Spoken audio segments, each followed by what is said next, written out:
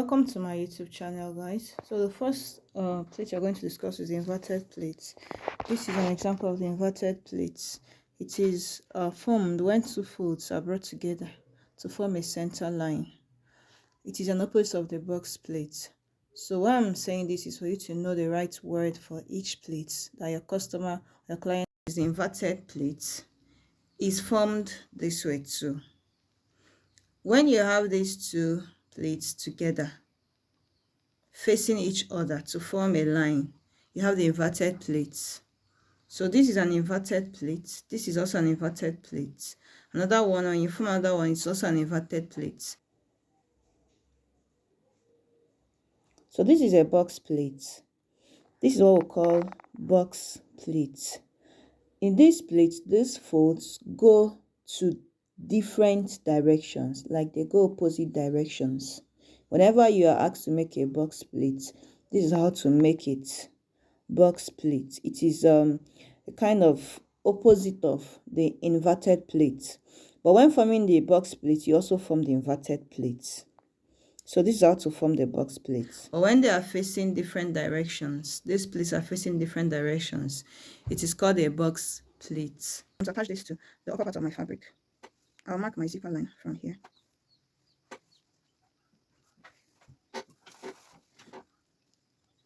Maybe this pen will be more. Okay, the pen is not visible. Now this is for my zipper. I will now mark 5 inches from this line. I'll mark 5 inches up to here. Then for that 5 inches, I'll mark 1 inch here, and I'll mark 2 inches. That's 1, 2, 2 inches. Now these plates will go opposite directions. This one I marked here will come over to this place, while this one goes over to that side. So I'm going to pick this up like this and take it to where my zipper line is. So that's the first plate for a box plate. Then the second plate will go towards this direction. Now I'm going to make sure that this part and this part, these two parts behind, that's at the back of it, they are kind of touching, or they are meeting each other. Then use your pin to secure it down. I'm going to mark another 5 inches from here. I'll mark 5 inches. 1 inch, which should go to the other side, then 2 inches, which is coming this way. I'm going to pleat it again. Now, if I pleat this one to this side, or this part, if this one comes this way, it will surely touch or meet with the first plate. I'm going to secure it down with my pin. Then I'll come for the 1 inch I marked here already. I will still flip it this way, in the sense that this 5-inch mark I marked earlier will be at the center. Okay, let's also, for the sake of make this 6 inches. Now this will now go over to this place.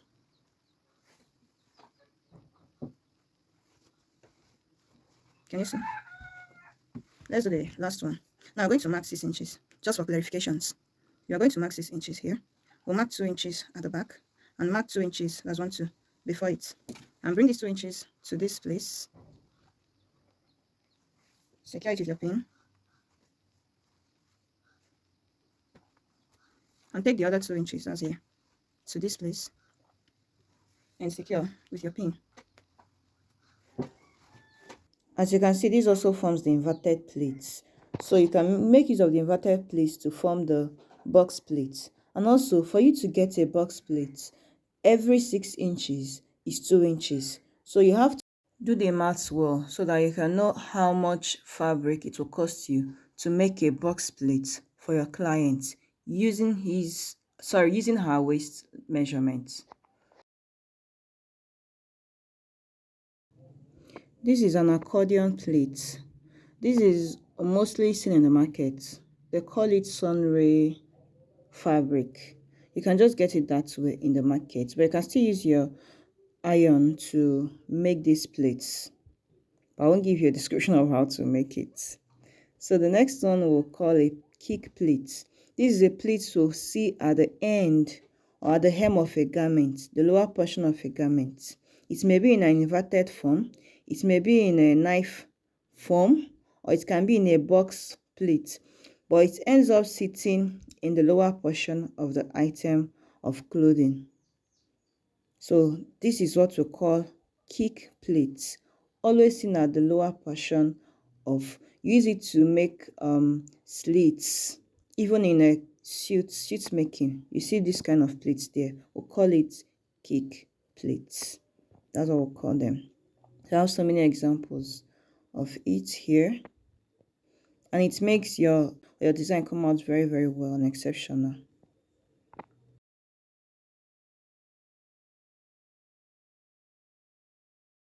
Pleat is a pleat that runs in one direction.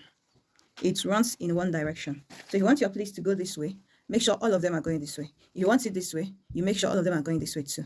So first we're going to mark our zip line. This is will be used for the zip, or this line is where you can attach your zip. Now for this knife pleat, for every 1 inch you mark 3 inches. I'm going to mark 3 inches from here. You can see, right? Then I'll mark 1 inch here.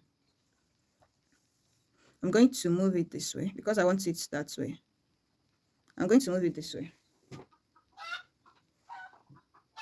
I will advise that you ensure to make use of one particular measurement. If you want to use 2 inches, make sure you stick to 2 inches. If you want to use 3 inches, make sure you stick to it. It makes it very neat. So from that line, that 3 inches I marked earlier, I'll mark another 3 inches. And I'm going to mark 1 inch also. Then this 1 inch will meet my first 3 inches. Like that. So you keep doing that and keep progressing. Sorry, I thought you'll be seeing it. So from these 3 inches also, I'll mark another 3 inches and mark 1 inch. So I will like this.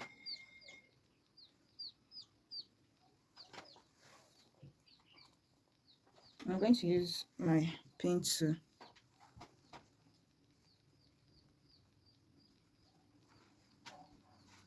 can you see now? I'm going to mark another 3 inches and mark 2 inches. So from the 2 inches, I'll move it over to this place.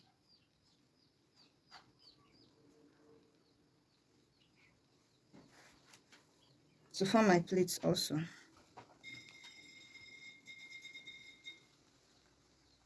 Measuring it makes it come out perfect and neat. If you turn over to the other side, it's still same thing.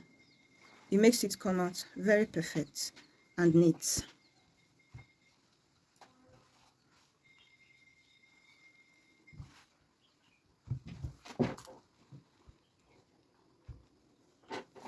You see?